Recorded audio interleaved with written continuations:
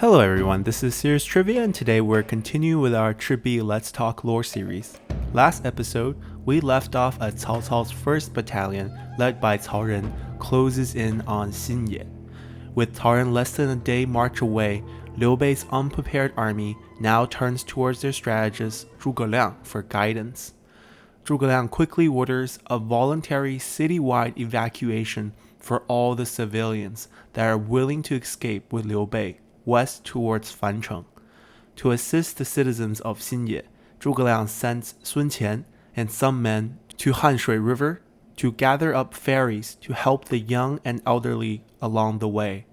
He then sends Mi Zhu and some men to protect and transport the families of all the officers to Fancheng. Lastly, Zhuge Liang gathers up the generals and first sends Guan Yu off with 1,000 men upstream to the mouth of the White River, which is a small stream located east of Xinye. Zhuge Liang tasks Guan Yu and his men to use bags filled with soil to create a dam upstream and wait until tomorrow night until you hear commotions downstream. Then release the dam and charge down behind the rush of water to attack whoever is downstream. Next, Zhuge Liang commands Zhang Fei to also take 1,000 men and wait at the farthest point downstream of the same river where the water is the calmest. Your task is to lay an ambush there and wait until Guan Yu unleashes the dam. Then spring the ambush as Cao Cao's routing forces will definitely try to cross the river here. Lastly, Zhuge Liang summons Zhao Yun. He tells Zhao Yun to take 3,000 men and divide them into 4 teams. Each team will hide outside of each gate of Xinye. As citizens would have been evacuated by then, the teams around the north, south, and west gates will place sulfur and other flammable items on the rooftop of homes around those gates. Then, once Cao Cao's forces take the city, wait until the winds pick up around dusk, then light up the city with fire arrows. But leave the east gate open and unburnt to funnel Cao Cao's forces to escape that way. You will personally lead the 4th team and lay an ambush outside of the east gate. When you spring the ambush, make sure to force them towards the White River. Then give chase until you meet up with Guan Yu and Zhang Fei's forces. Together, you guys can stop chasing and regroup and meet with us at Fancheng, as more and more of Cao Cao's forces will surely come. Having sent out their 3 best generals to ambush against Cao Cao's first battalion, Zhuge Liang then summons Liu Feng and Mi Fang. He gives each of them 1,000 men and tells Liu Feng to bring only red banners and Mi Fang to bring only blue banners. Their task is to act and pretend to be their vanguard force and ride out to meet Cao Ren's forces outside of Xinye. But Zhuge Liang strictly warns them to not fight. Once Cao Ren arrives, Liu Feng and his red-bannered men should retreat towards the left side of the battlefield, and at the same time, Mi Fang and his blue-banner man should retreat towards the right side, and don't stop running. Cao Ren will definitely become confused by this strange act and become too worried about potential ambushes ahead to give chase. Your job is to just let Cao Ren take the city for free, then we'll burn them from the inside. So just act stupid and don't engage. Just keep running until Cao Ren takes the city. Then hide and wait until the fire starts and rush out to join Zhao Yun's ambush party. Now with everything set, Zhuge Liang and Liu Bei rides off with a small group of men as they hike up a nearby mountain and lay waiting to see the battle unfold before them. By noon the next day, the vanguard unit of Xu Chu has arrived outside of Xinye. Greeting him was Liu Feng and Mi Fang. As Xu Chu rode out expecting a duel with the likes of Guan Yu, Zhang Fei, and Zhao Yun, what was waiting for him was a color guard show as Liu Feng and Mi Fang waved their colorful banners up high and ran off toward opposite sides of the battlefield.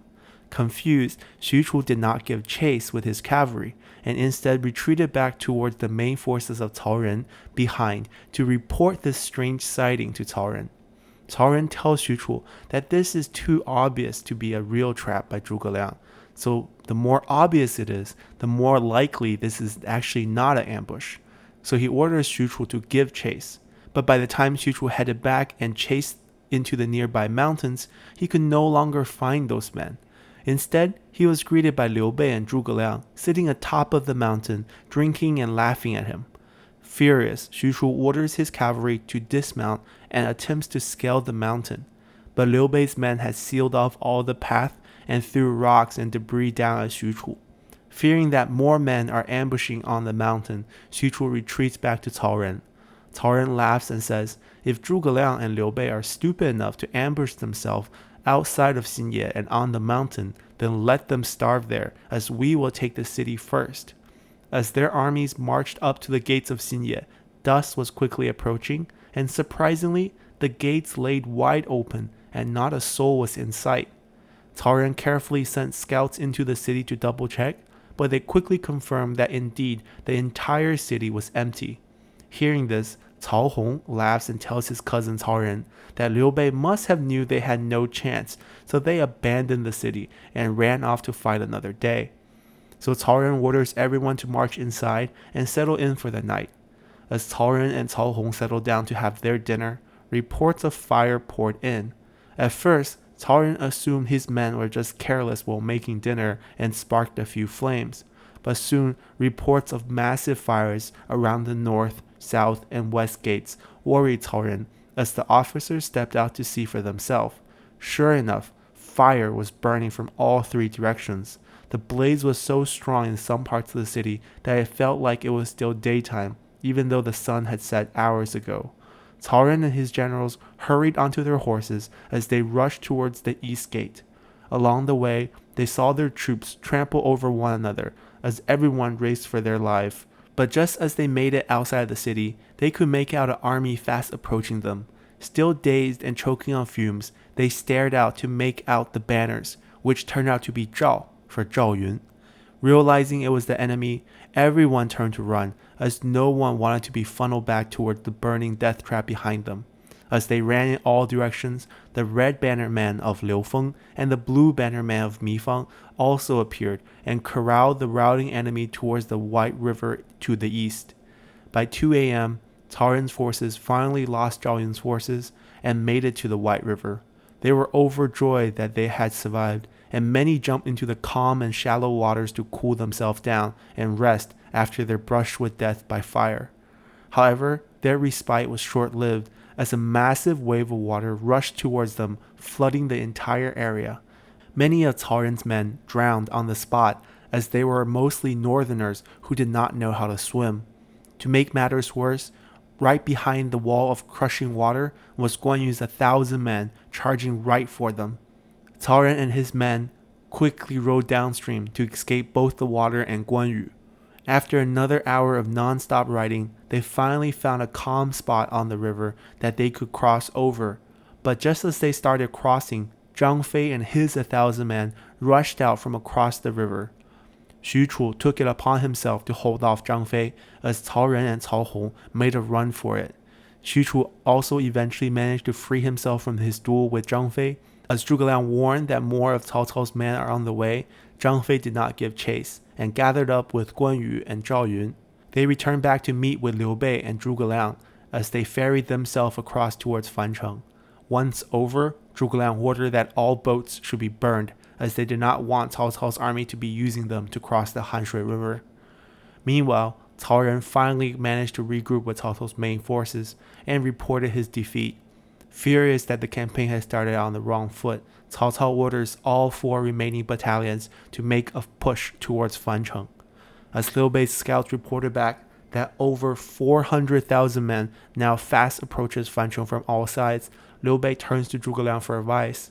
Zhuge Liang quickly decides that they must also abandon Fancheng and try to join up with Liu Cang in Xiangyang in an attempt to reconcile with them, as they sorely needed Jin Province's 200,000 army that they controlled.